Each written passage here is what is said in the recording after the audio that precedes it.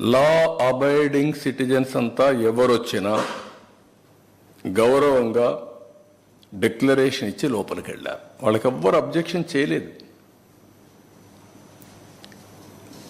అదే మరిగా ఇప్పుడు మాట్లాడుతూ ఒక మాట మాట్లాడుతున్నాడు, నేను 4 గోడల మధ్య బైబిల్ ప్రాక్టీస్ చేస్తానని, బయటకు వెళ్తే హిందూ మతాన్ని గౌరవిస్తానని. గుడ్. గౌరవించడం అంటే ఏంటి? ఆ టెంపుల్కి పోయినప్పుడు ఆ టెంపుల్లో ఉండే సాంప్రదాయాల్ని పాటించడం, అక్కడుండే ఆచారాల్ని అమలు చేయడం, ఆ నియమాల్ని నిబంధనల్ని తప్పకుండా ఉల్లంఘించకుండా పాటించడం అంటే మీరు వేరే మతాల్ని గౌరవించినట్టు. అట్లా కాకుండా నేను ఎప్పుడు ఇంతవరకు ఎవరు అడగలేదు, ఇప్పుడు ఎవరు అడుగుతారు నన్ను, ఇది కరెక్ట్ కాదు. అందుకనే ఈరోజు నేను అడుగుతున్నా, మీకు గౌరవం ఉంది, మీరే ఒప్పుకుంటున్నారు, నేను బైబిల్ చదువుకుంటానని. నువ్వు బైబిల్ చదువుకున్నప్పుడు నువ్వు యాక్సెప్ట్ చేస్తున్నావు. యాక్సెప్ట్ చేసినప్పుడు తప్పు లేదు దాంట్లో. ఎందుకు ఇంట్లో రూమ్లో చదవాలి, బయట కూడా చదువుకోవచ్చు. బట్ ఐఎమ్ సేయింగ్ ఎందుకు చర్చకి పోకూడదు? I'm asking straight question, don't mistake me. రాష్ట్రంలో ఉండే ప్రజలందరూ ఆలోచించాలి. నేను హిందూని, వెంకటేశ్వర స్వామి దగ్గరికి పోతాను, నేను ఓపెన్గానే పూజలు చేస్తాను.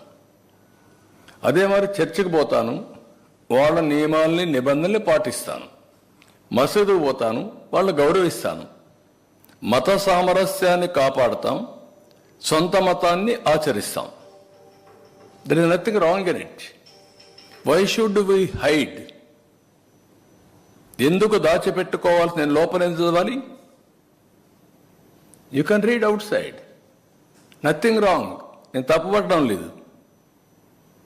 కానీ లోపల మాత్రం చేస్తాను, బయట మాత్రం చేయను, నాది మానవత్వం అని మాట్లాడుతున్నాను. నేను మానవత్వం ఏంటి?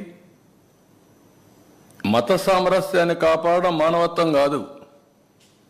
మీరేమంటున్నారు? నేను ఎప్పుడో చెప్పాను పాబ్లో ఎస్కోబార్ అని.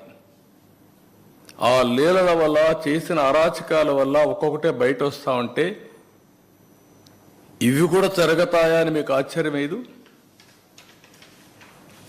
కంపేర్ చేసుకోండి. ఎస్కోబార్కి ఇది డిఫరెన్సెస్. ఈ మధ్య జరిగినటువంటి ఆల్ సంఘటనలు, ఇంకా జరగబోయే సంఘటన కూడా మీరు చూసుకుంటే అవే జరుగుతున్నాయి. దాన్ని పెద్ద ఇది చేస్తూ ముందుకు మాట్లాడుతున్నారు. అదే మాదిరిగా పదే చెప్పిన అబద్ధాన్ని తిప్పి చెప్పడం. మాజీ ముఖ్యమంత్రి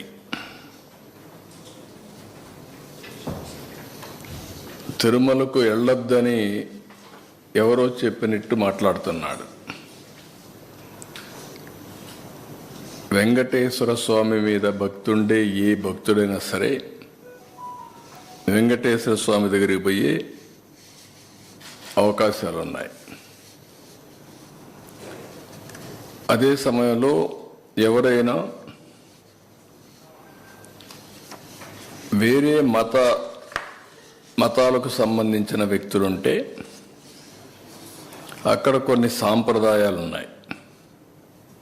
ఆ సాంప్రదాయాల్ని గౌరవించాలి. ఇది చాలా టెంపుల్స్లో ఉండే ఆనవాయితీ.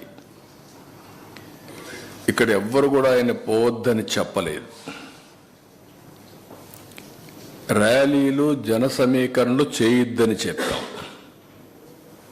ఇటీవల తిరుమల తిరుపతి దేవస్థానంలో జరిగినటువంటి పరిణామాల వల్ల భక్తుల మనోభావాలు దెబ్బతిన్నాయి. ఎప్పుడైతే భక్తుల మనోభావాలు దెబ్బతిన్నాయో భక్తులందరూ కూడా ఆందోళనలో ఉన్నారు. ఆందోళన ఉన్నప్పుడు భక్తులందరూ కలిసి ఒక పక్క ఆర్గనైజేషన్ చేసి, రాజకీయ పార్టీ ఈయన పోయినప్పుడు కొన్ని వేల మందిని మేము కూడా మొబిలైజ్ చేస్తామని లోకల్గా ఇన్ఫర్మేషన్ ఇచ్చారు.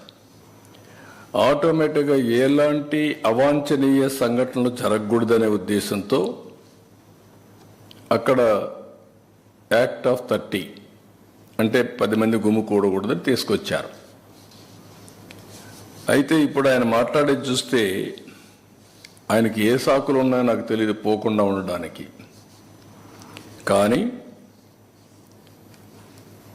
ఆయన ఏదో నిలిపేశారు, నోటీసులు ఇచ్చారని మాట్లాడుతున్నారు. Can you show any notice? నేను స్ట్రైట్గా అడుగుతాను, నీకు నోటీసులు ఏమైనా ఇచ్చారా? నిన్ను వెళ్ళవద్దని ఎవరన్నా చెప్పారా? ఇస్తే చూపేయండి మీడియాకి. ఎందుకు అబద్ధాలు ప్రచారం చేస్తూ ప్రజల్ని మభ్యపెడుతూ ఇష్టానుసారంగా ప్రవర్తించడం ఇది సబబు కాదని. ఎందుకంటే ప్రజా జీవితంలో ఉండే మనందరం కొన్ని సాంప్రదాయాలు పాటించాలి. అందుకే నేను దీన్ని చాలా స్పష్టంగా అడుగుతున్నాను. ఇంకొక పక్కన సమాజంలో ఏ మతానికైనా కొన్ని సాంప్రదాయాలు ఉంటాయి, ఆచారాలు ఉంటాయి. ఎవరైనా సరే అక్కడికి పోవాలంటే గౌరవించి తీరవలసిందే. దేవుని యొక్క ఆచారాలు సాంప్రదాయాల కంటే వ్యక్తుల ప్రమేయం కానీ ఏ వ్యక్తి కానీ గొప్పవాడు కాదు. ఈ విషయం మనం గుర్తుపెట్టుకోవాల్సిన అవసరం ఉంది. దేవుడి ఆచారాలని, భక్తుల మనోభావాలను ప్రశ్నించేలా, ధిక్కరించేలాగా ఎవరూ ప్రవర్తించకూడదు. ఇప్పుడు కలియుగ వైకుంఠమైన తిరుమల వెంకటేశ్వర స్వామి హిందువులకి అతిపెద్ద పుణ్యక్షేత్రం. అది హిందువులకు అందరికీ ఒక దివ్యక్షేత్రం. ప్రతి ఒక్కరికి ఒక కోరిక, జీవితంలో ఒక్కసారైనా వెంకటేశ్వర స్వామి దగ్గరికి వెళ్ళి దర్శనం చేసుకొని మొక్కులు తీర్చుకోవాలి అనేది ప్రతి ఒక్కరి యొక్క కోరిక. ఇవన్నీ కూడా అది మన రాష్ట్రంలో ఉండడం తెలుగువారి అదృష్టం. అలాంటి భక్తులు అత్యంత పవిత్రంగా భావించే ఈ క్షేత్ర పవిత్రను కాపాడవలసిన బాధ్యత ప్రతి ఒక్కరిపైన ఉంది. అలాంటిది ఉన్నప్పుడు అక్కడ పోయినప్పుడు నియమాల్ని, ఆగమ శాస్త్రాల్ని, ఆచారాల్ని, నిబంధనల్ని తప్పనిసరిగా పాటించాలి. అలాంటి పాటించకపోతే కొందరి మనోభావాలు కూడా దెబ్బతినే పరిస్థితి వస్తుంది.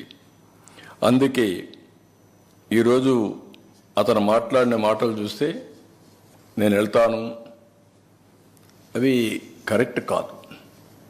నేను హితో పలుకుతున్నా, అనుభవంతో చెప్తున్నా. మీరు నేను ఇంత మునుగుడు పోయాను, నేను ఎందుకు పోకూడదంటే, ఇంత మునుపు మీరు రూల్ వైలేట్ చేస్తే మళ్ళీ చేయాలనా? ఇంత మునుపు చట్టాన్ని ధిక్కరించి మీరు బెదిరించి లోపలికి పోతే శాశ్వతంగా అధికారం అవుతుంది. అది శాసనాల్ని, చట్టాలని చేసే శాసనసభ్యులు మనం చేసిన శాసనాల్ని గౌరవించకపోతే ప్రజలు ఎందుకు గౌరవించాలి? అంటే రౌడీజం చేస్తాం, ఏమైనా చేస్తాం అనే విధంగా మాట్లాడడం కరెక్ట్ కాదు. రెండోది, కాశ్మీర్ ముఖ్యమంత్రి చాలామంది